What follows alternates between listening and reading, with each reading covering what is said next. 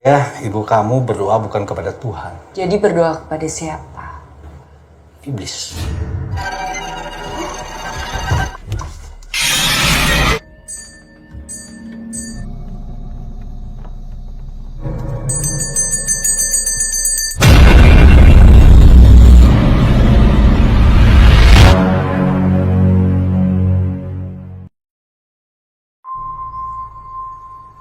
Berlatar di waktu tahun 1980-an, film ini dibuka dengan memperlihatkan seorang gadis bernama Rini yang saat itu berada di sebuah studio musik untuk mengambil royalti lagu dari ibunya.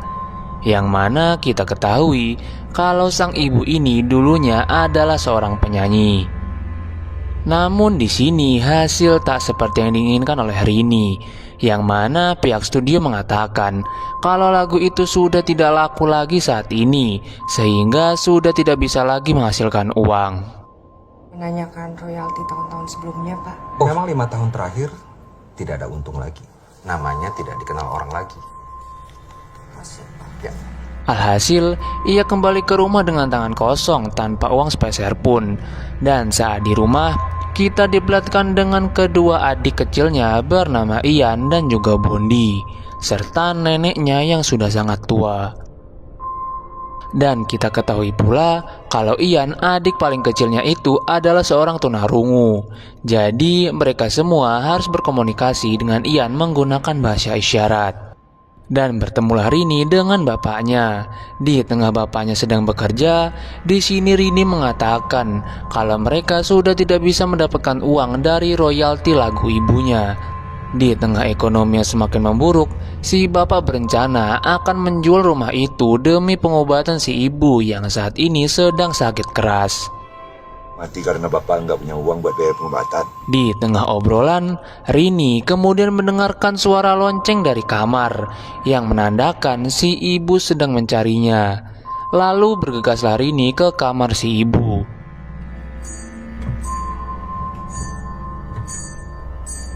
Baru saja Rini ingin menyentuh ibunya, tiba-tiba inilah yang terjadi.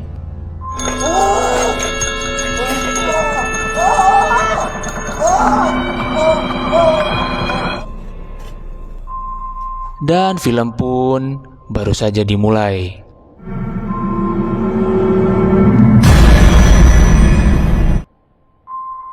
Singkat cerita, malam pun tiba. Kini kita diperlihatkan dengan si bapak dan nenek yang sedang bersantai di teras rumah. Lalu tiba-tiba datanglah Tony, yang merupakan adiknya Rini yang paling besar. Bersamaan dengan kedatangan Tony, motornya Tony pun juga langsung dijual oleh bapaknya demi kebutuhan sehari-hari keluarga mereka.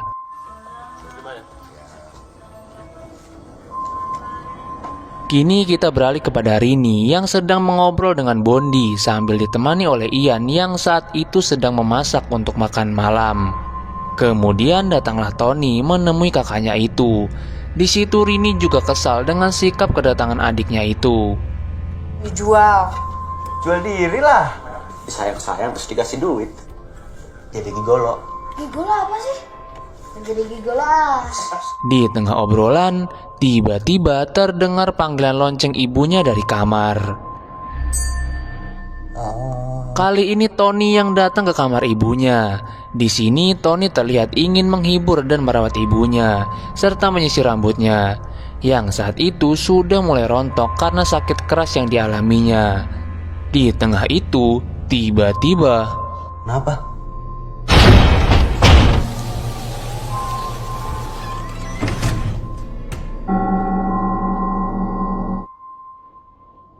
Singkat cerita, waktu mulai menunjukkan tengah malam.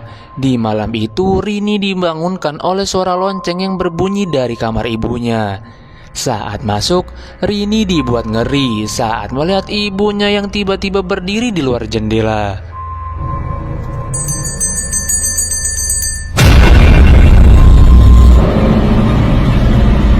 Ya, rupanya itu hanyalah mimpi buruk yang dialami oleh Rini. Namun saat bangun, kali ini Rini lagi-lagi mendengar suara lonceng dari kamar ibunya.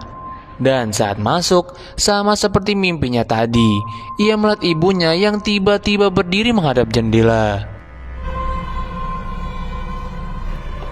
Bu.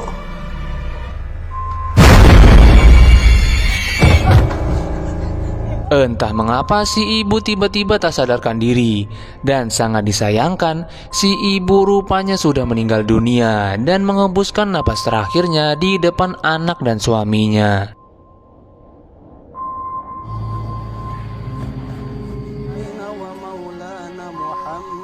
Dan singkat cerita, di keesokan harinya dilakukanlah pemakaman si ibu. Kemudian malamnya dilakukanlah tahlilan di rumah. Di sini kita lihat kalau si bapak hanya plonga-plongo saja melihat orang-orang ini tahlilan bersama. Dan setelah tahlilan selesai, bapaknya berpesan kepada Rini dan juga Tony untuk saling menjaga satu sama lain, karena bapaknya akan pergi keluar kota untuk mencari uang. Kalian jaga adik-adik. Kayak urusan rumah tangga nggak bisa nunggu. Saat tengah malam, terlihat pula Bondi yang saat itu tidak bisa tidur. Di sini Bondi malah lihat-lihat kuburan di samping rumahnya dari dalam kamar.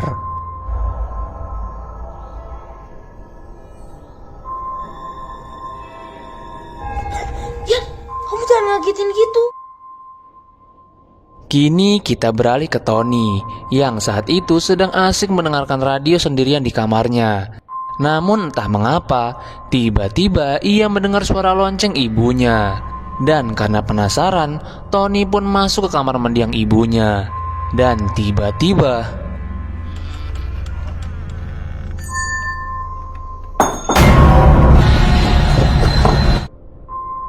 kemudian di keesokan harinya, terlihat mereka semua yang sedang melakukan aktivitas di pagi hari. Seperti Rini yang menyiapkan sarapan untuk Bondi yang akan berangkat ke sekolah, dan juga Tony yang akan berangkat kuliah.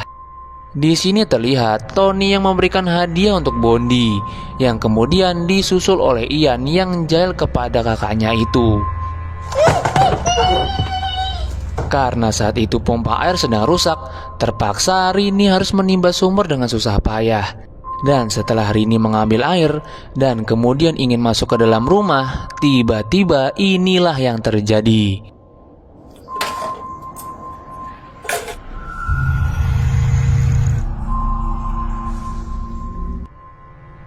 Kemudian kita kembali ke Bondi yang saat itu sangat antusias dengan kamera mainan baru miliknya. Sedang asik lihat-lihat pemandangan di dalam kamera mainan itu, malah inilah yang terjadi.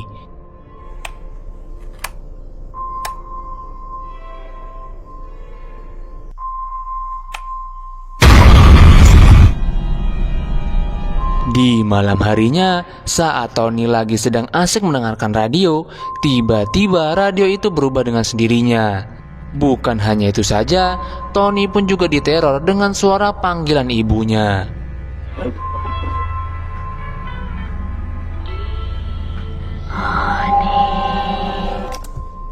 Sini ibu Tony. Di lain tempat dan di waktu yang bersamaan pula, kita diperlihatkan dengan Ian yang pergi sendirian karena kebelet pipis.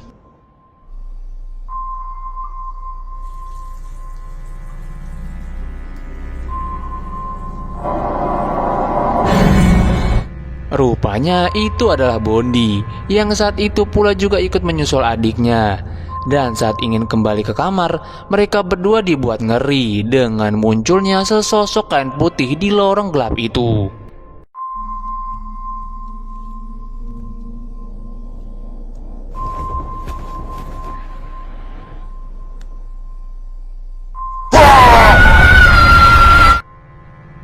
Kemudian di keesokan paginya, karena teror ibunya yang semakin menjadi, terlihat Tony yang mengembalikan lonceng ibunya dan menguburkannya di sana.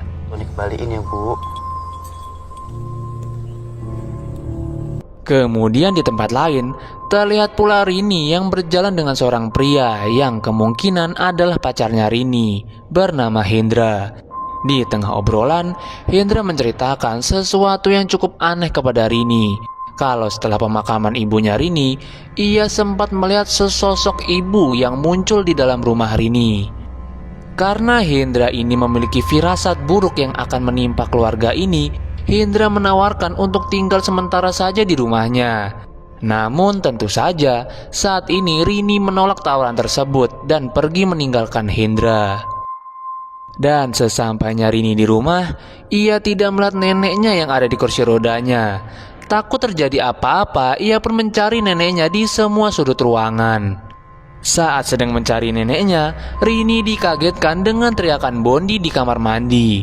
Di sini dengan histeris, Bondi menunjukkan sesuatu kepada Rini di dalam sumur.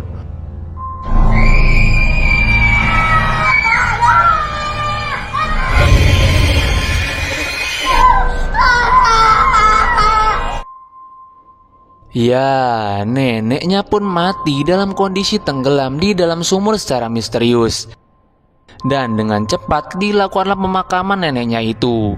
Di tengah menguburkan si nenek, Hendra merasa bersalah dan meminta maaf kepada Rini karena sudah mengajak Rini keluar rumah sehingga tidak bisa menjaga neneknya yang mengakibatkan neneknya mati di dalam sumur. Setelah pemakaman neneknya, di rumah Ian terlihat ketakutan dan trauma dengan kejadian itu. Apalagi Bondi yang menjadi saksi kematian neneknya yang membuatnya demam karena kejadian tersebut. Dan di saat Rini ingin merapikan kursi roda mendiang neneknya, dia melihat sebuah surat yang dituliskan untuk seorang laki-laki yang tidak ia kenal sama sekali yang beralamatkan di perkotaan. Karena penasaran akan hal itu, akhirnya Rini meminta Hendra untuk mengantarkannya ke alamat surat ini. Antar aku ke kota? Singkat cerita, sampailah mereka di suatu rumah susun yang merupakan tempat tinggal untuk pengirim surat. Saat pintu dibuka, rupanya itu adalah seorang laki-laki tua. Dan tanpa basa-basi, di sini Rini langsung menanyakan apa maksud dari surat ini yang ditulis oleh neneknya hingga tak sempat dikirim.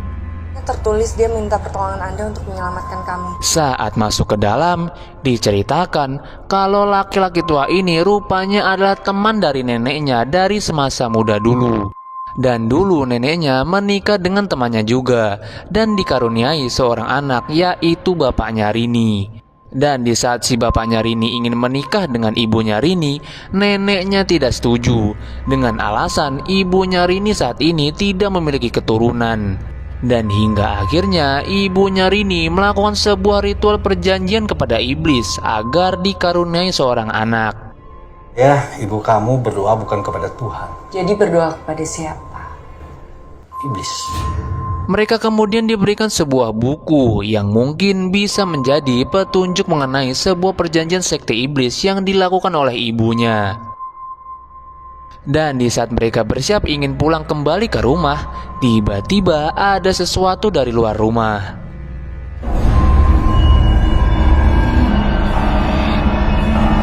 Jadi pijit, Pak. Ya, ternyata itu hanya seorang tukang pijat yang ingin memijit si laki-laki tua itu. Dan sebelum mereka pergi, Hendra memberikan sebuah nomor telepon yang mungkin bisa dihubungi jika terjadi apa-apa. Dan ketika di luar rumah, laki-laki tua itu kembali berpesan untuk saling menjaga satu sama lain, karena tidak akan ada yang bisa mengambil keluarga Rini lagi jika mereka semua saling menjaga dan saling menyayangi satu sama lain. Entah siapa yang mengambil keluarga Rini, yang jelas ini adalah peringatan keras kepada kondisi keluarga Rini saat ini. Kalau kalian saling menyayangi satu sama lain, mereka tidak akan bisa mengambil salah satu dari kalian. Mereka siapa, Pak? Kemudian di malam harinya, entah mengapa terlihat raut wajah Bondi yang kosong dan perilakunya yang cukup aneh. Tidak seperti biasanya, dia tidak mau makan dan hanya diam saja. Sampai-sampai Rini harus memaksa Bondi untuk makan malam bersama di meja makan. Mulai sekarang kita harus makan sama-sama. Udah tidak ada siapa-siapa lagi selain kita. Harus saling jaga. Setelah makan malam bersama, Tony kemudian memastikan kedua adiknya ini bisa tidur dengan tenang. Dan saat tengah malam, tiba-tiba sesuatu yang aneh pun terjadi pada Bondi.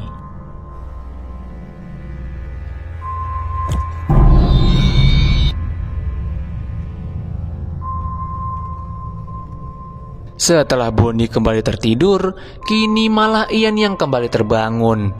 Karena kebelat pipis, Ian terpaksa berjalan sendirian menyusuri lorong rumah yang sangat gelap. Dan saat sampai kamar mandi, Ian penasaran karena ada sesuatu di balik pintu.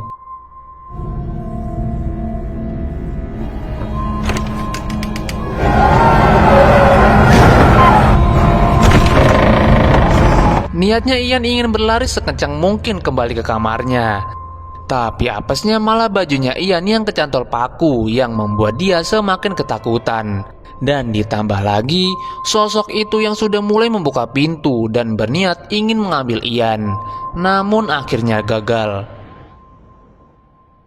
Kemudian di keesokan paginya, Rini terbangun dari tidurnya dan melakukan aktivitas seperti biasanya. Namun entah mengapa, di pagi itu ia sangat rindu kepada ibunya. Dengan perasaan rindu yang dalam, ia berniat memutar lagu milik ibunya yang masih berupa piringan hitam. Namun dengan jeli, ia mendengar ada sesuatu yang aneh pada lagu milik ibunya itu di piringan hitam. Dan kemudian Rini mencoba memutar balik lagu di piringan hitam tersebut.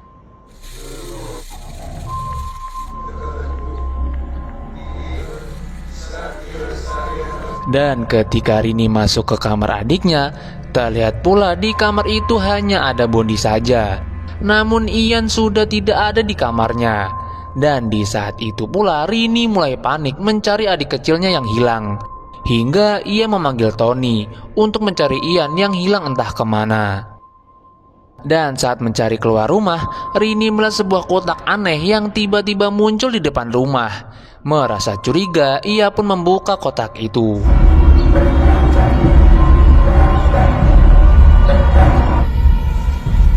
Tanpa disangka, di dalam kotak itu ada adiknya yang ternyata tertidur semalaman di kotak itu.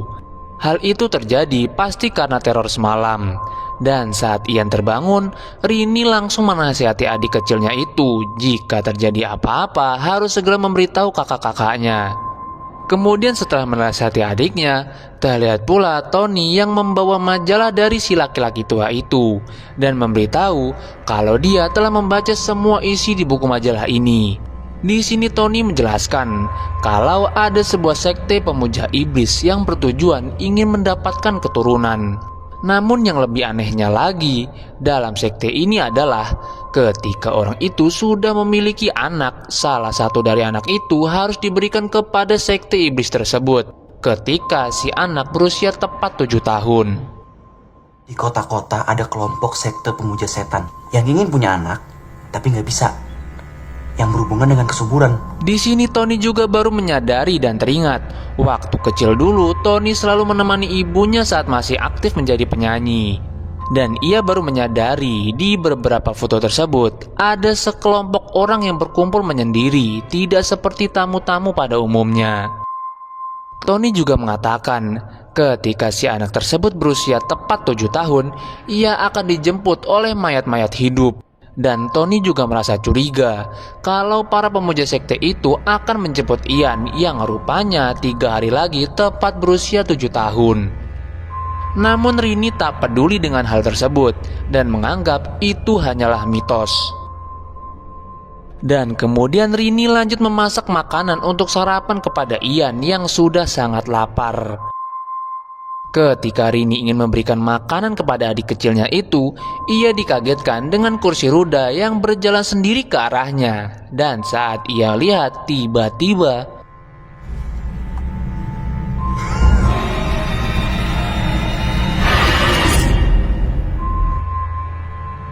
karena kejadian aneh terus menimpa keluarga ini, Rini kemudian memanggil Pak Ustadz yang kebetulan Ustadz itu adalah bapaknya Hendra sendiri. Di sini Pak Ustadz itu terus menyusuri setiap sudut ruangan sambil membaca doa. Dan sedikit merasa aneh ketika Pak Ustadz itu berada di kamar mendiang sang ibu. Di sini Pak Ustadz hanya sekedar bisa membantu dengan doa dan berpesan kepada Rini dan adik-adiknya untuk selalu berdoa kepada Tuhan dan jangan lupa untuk sholat 5 waktu. Maka dengan itu semua gangguan yang terjadi di rumah Rini diharapkan tidak terjadi lagi. Sholatlah dengan khusyuk, kalian akan mudah diganggu. takut kepada Allah. Kemudian malam hari pun tiba, dan dengan apa yang dikatakan oleh Pak Ustadz tadi pagi, Rini mulai ingin melaksanakan sholat 5 waktu. Namun saat sedang wudhu, lagi-lagi Rini mendapatkan gangguan.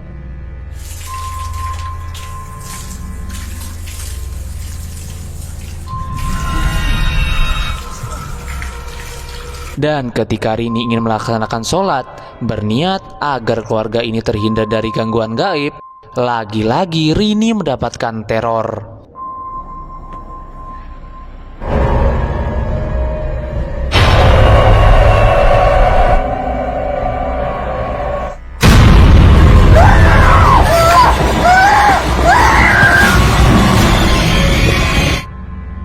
Di waktu yang sama di dalam kamar, saat Ian ingin tidur, ia melihat pintu kamarnya yang terbuka sendiri. Dan dengan beraninya, Ian menutup pintunya itu. Dan saat Ian ingin kembali tidur dan sangat ketakutan di balik selimut, tiba-tiba muncul sosok setan di depan Bondi.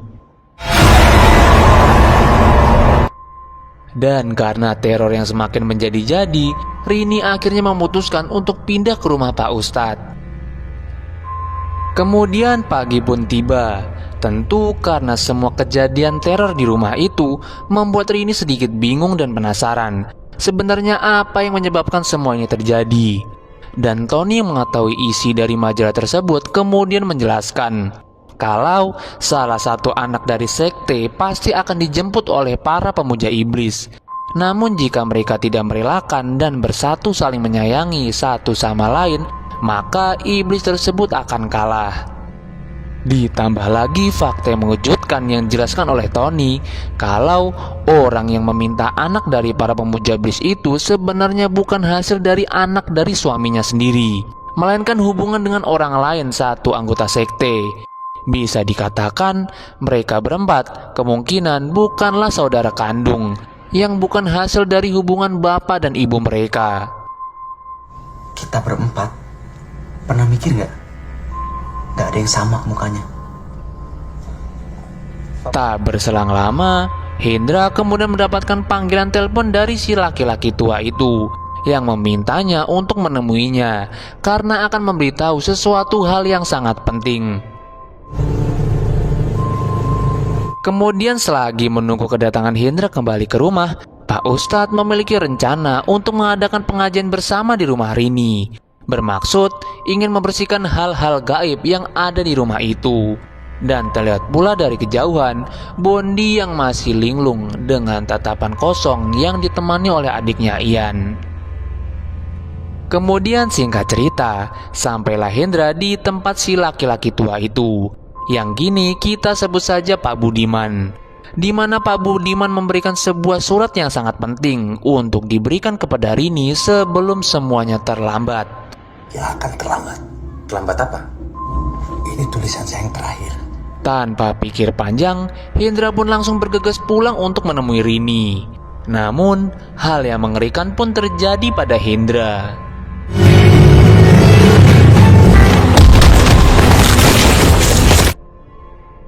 Akibat kecelakaan itu, sayangnya nyawa Hendra sudah tak tertolong dan kembali ke rumah dengan keadaan tak bernyawa.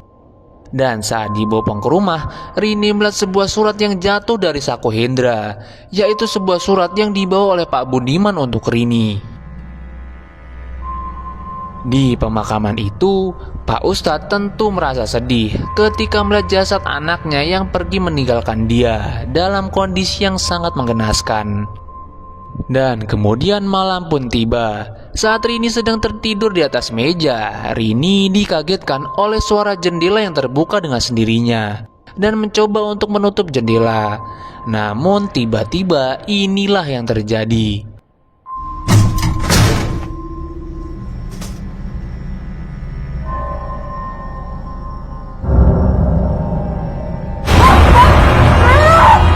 Karena teriakan Rini, Tony dan Ian pun bergegas menolong kakaknya itu, dan keempat saudara itu langsung pergi dari rumah tersebut.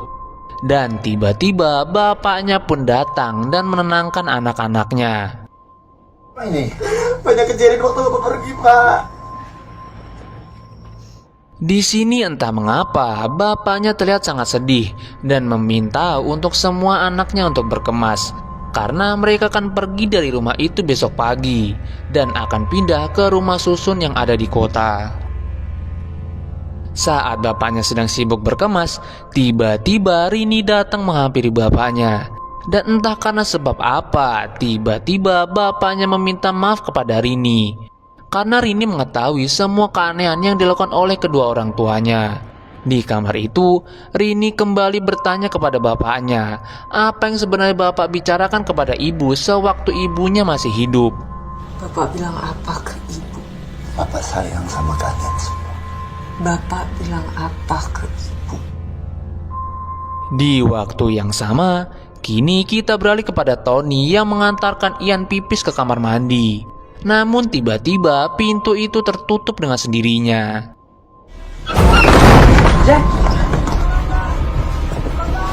Karena teriakan Tony itulah, bapak dan Rini pun langsung bergegas menghampiri Tony ke kamar mandi untuk menolong Ian.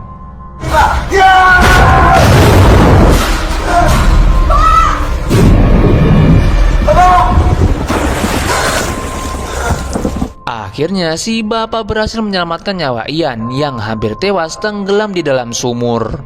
Namun saat mereka berusaha keluar dari sumur, tiba-tiba muncul kepala setan dari dalam air.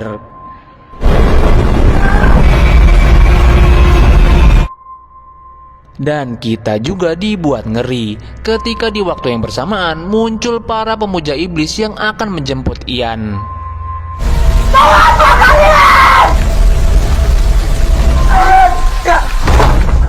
Ketika mereka semua berusaha bertahan dari orang-orang mengerikan itu, di dalam rumah, tiba-tiba kursi roda mendiang neneknya bergerak dengan sendirinya.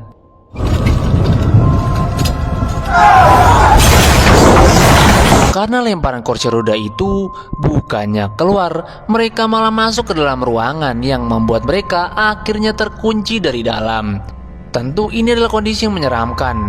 Ditambah lagi mereka dibuat panik karena Bondi dan Ian yang tertinggal di luar akan diambil oleh para pemuja iblis yang sudah siap berdiri di depan pintu.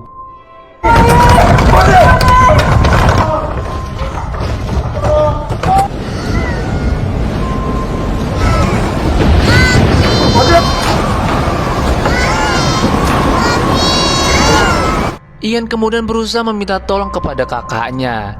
Dan tentu dalam kondisi seperti ini, Bondi juga ketakutan. Ia berpikir 2 kali untuk menyelamatkan adik kecilnya itu. Kemudian dari dalam ruangan, bapak terus meminta tolong kepada istrinya dan meminta maaf atas semua kesalahan yang ia lakukan. Kau samakan anak kita, Mawar. Aku minta maaf. Aku bersalah. Namun karena rasa sayangnya kepada adiknya yang lebih besar, Bondi tetap menyelamatkan adik kecilnya itu, yang membuat para pemuja sekte gagal mengambil Ian.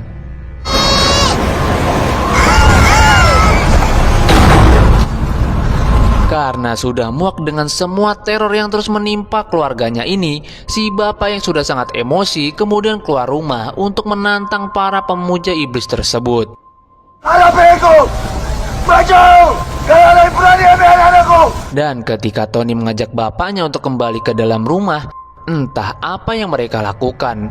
Para pemuja iblis itu seperti menebar biji benih di sekitar rumah si bapak, dan mereka pun menghilang dari rumah bapak. Kemudian keesokan paginya, mereka semua mulai berkemas untuk pindah ke rumah yang baru di kota. Dan bapaknya bilang kepada Rini dan Tony jika mereka akan merayakan ulang tahun Ian yang ke-7 di jam 12 tepat. Dan setelah semuanya sudah beres, mereka tinggal menunggu mobil jemputan. Sembari menunggu, mereka saling bercanda dan bernyanyi bersama di rumah itu. Dan tiba-tiba terdengar suara ketukan pintu dari luar. Ternyata itu adalah Pak Ustadz yang bermaksud untuk mengucapkan selamat jalan kepada keluarga si bapak. Dan bersama dengan itu, Rini yang juga sangat bosan di rumah terlihat jalan-jalan ke sekitaran rumah untuk terakhir kalinya. Namun bukannya jalan-jalan mencari angin, Rini dibuat kebingungan dengan biji berwarna merah yang sangat banyak di depan rumahnya. Kembali ke rumah, terlihat Pak Ustadz dan si bapak yang saling mengobrol untuk terakhir kalinya dan mengucapkan belasungkawa atas meninggalnya Hindra, anaknya Pak Ustadz. Saya turut berduka cita. Ya, terima kasih. Kemudian singkat cerita, malam pun tiba.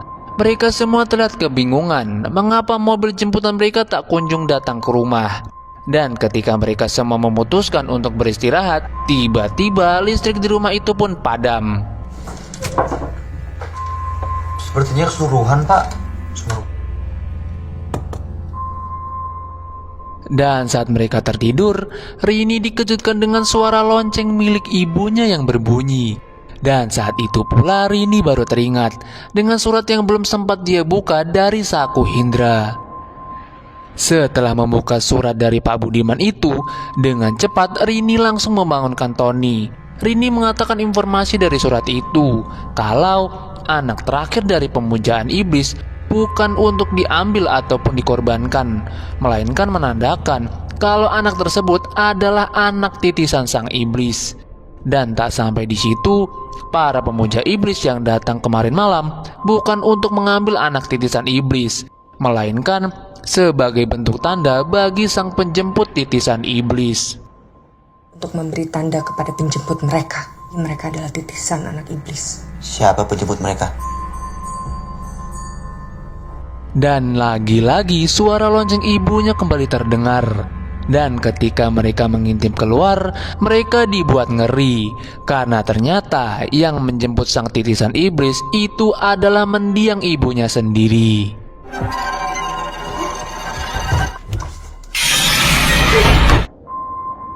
Di waktu yang sama, Bondi juga heran dengan tingkah aneh Ian yang berdiri di luar jendela. Dan saat ditanya, Ian malah bertingkah semakin aneh. Ian, kamu ngapain? Bicara sama teman-teman.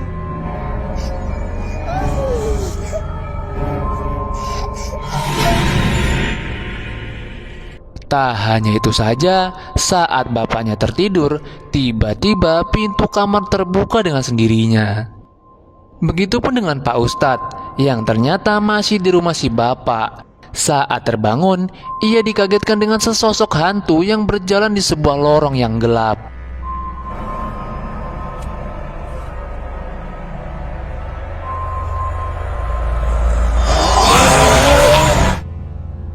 Kini kita kembali lagi kepada si bapak. Saat enak-enaknya tertidur, tiba-tiba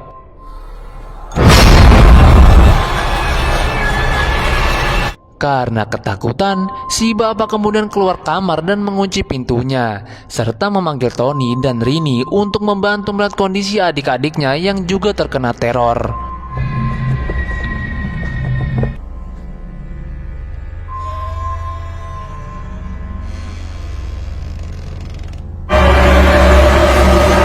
Namun bukannya melihat adiknya, mereka bertiga justru dikagetkan dengan kondisi Pak Ustadz yang sudah tewas dengan berlumuran darah. Dan tiba-tiba terdengar suara Bondi dari dalam kamar. Dan setelah dicek, ternyata di kamar itu hanya ada Bondi seorang diri. Kemudian Rini mencoba mengintip dari dalam kamar. Saat mengintip, Rini dibuat ngeri saat melihat Ian yang berjalan keluar dan diikuti oleh mendiang ibunya dari belakang.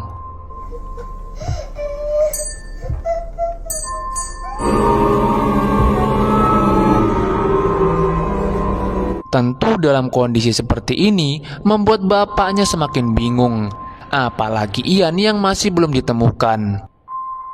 Dan saat si bapak keluar untuk mencari Ian anaknya, betapa kagetnya si bapak ketika baru menyadari kalau anak bungsunya itu adalah sang titisan iblis. Ian? Ini Bapak. Apa sih, Pak? Tak hanya itu saja, saat mencoba mengunci pintu, justru mereka mendapatkan teror yang sangat mengerikan.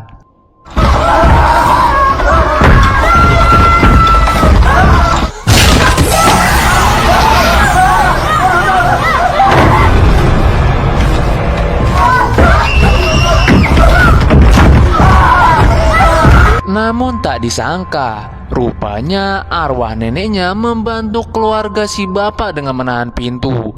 agar para setan-setan itu tidak masuk ke dalam rumah. Dan tanpa disangka pula, entah dari mana datangnya, tiba-tiba datanglah Pak Budiman untuk membantu mereka keluar dari rumah menyeramkan ini. Saya bukan anak kamu. Sejak awal ya bukan anak kamu. Kemudian singkat cerita, 1 tahun pun telah berlalu. Dan terlihat keluarga itu hidup di sebuah rumah susun. Dan tiba-tiba datanglah tetangga yang datang ke rumah itu untuk memberikan makanan kepada Rini. Dan barulah kita mengetahui fakta yang mengejutkan, kalau ternyata dalang dari semua teror yang terjadi pada keluarga Rini adalah berasal dari kedua orang tersebut.